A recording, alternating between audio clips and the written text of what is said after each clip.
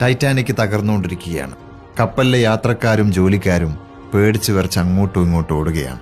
അവിടെയാണ് ചാൾസ് മുന്നോട്ട് വരുന്നത്. ചാൾസ് ആക്ച്വലി ടൈറ്റാനിക്കിലെ ഒരു ഹെഡ് ബേക്കർ ആയിരുന്നു.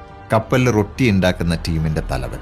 ചാൾസ് ആദ്യം ചെയ്തത് ലൈഫ് ബോട്ട്സിലൊക്കെ കയറി രക്ഷപ്പെടുന്ന ആൾക്കാർ റെസ്ക്യൂ ചെയ്യപ്പെടുന്നത് വരെ പട്ടിണിയായി പോകരുതെന്ന് കരുതിയിട്ട് പരമാവധി ബ്രെഡുകൾ ഇങ്ങനെ വിതരണം ചെയ്തുകൊണ്ടിരിക്കുകയായിരുന്നു. അതിനുശേഷം ചാൾസ് ചെയ്തത് പുരുഷന്മാർക്ക് പകരം പരമാവധി കുട്ടികളെയും സ്ത്രീകളെയും ലൈഫ് ബോട്ടിൽ കയറ്റി രക്ഷപ്പെടുത്താൻ വേണ്ടിയിട്ട് ഇൻസിസ്റ്റ് ചെയ്തുകൊണ്ടേയിരുന്നു.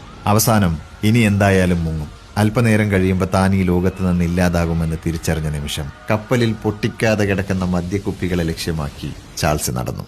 മദ്യം പരമാവധി കഴിക്കുക എന്നതായിരുന്നു ചാൾസ് ചെയ്ത അടുത്ത കാര്യം. അവസാനം സംഭവിക്കാൻ പോകുന്ന ആ ഒരു വൻ ദുരന്തം നേരിട്ട് കാണാതിരിക്കാൻ മദ്യപിച്ച് മതോന്മത്തനായി ബോധം കെട്ട് വീണ് കളയാം എന്നതായിരുന്നില്ല ചാൾസിന്റെ ലക്ഷ്യം. മദ്യപിച്ച് മതോന്മത്തനായി ചാൾസ് തന്റെ ക്യാബിനിലേക്ക് നടന്നു. അങ്ങനെ നടക്കുന്നതിനിടയിലും ഒരുപാട് ടേബിൾസും ചെയറുകളും ഒക്കെ എടുത്തിട്ട് അദ്ദേഹം കടലിലേക്ക് വലിച്ചെറിഞ്ഞുകൊണ്ടേയിരുന്നു.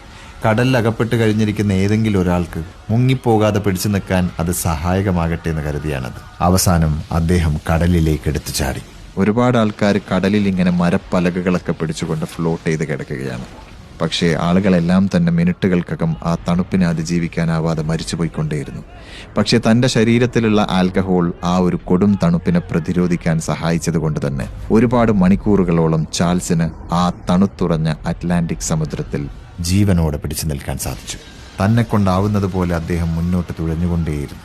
അധികം താമസിയാതെ ഒരു ലൈഫ് ബോട്ട് അദ്ദേഹത്തിന്റെ രക്ഷയ്ക്കെത്തി. പക്ഷെ കരയിലെത്തി നോക്കുമ്പോൾ അദ്ദേഹത്തിന്റെ ശരീരത്തിൽ യാതൊരു ഇഞ്ചുറിയും തന്നെ ഉണ്ടായിരുന്നില്ല. താൻ മണിക്കൂറുകളോളം കടലിൽ കിടന്നുവെന്ന് തെളിയിക്കാനുള്ള ഒരു ചെറിയ മുറിവ് പോലും അദ്ദേഹത്തിന്റെ ശരീരത്തിൽ കണ്ടെത്താനായില്ല.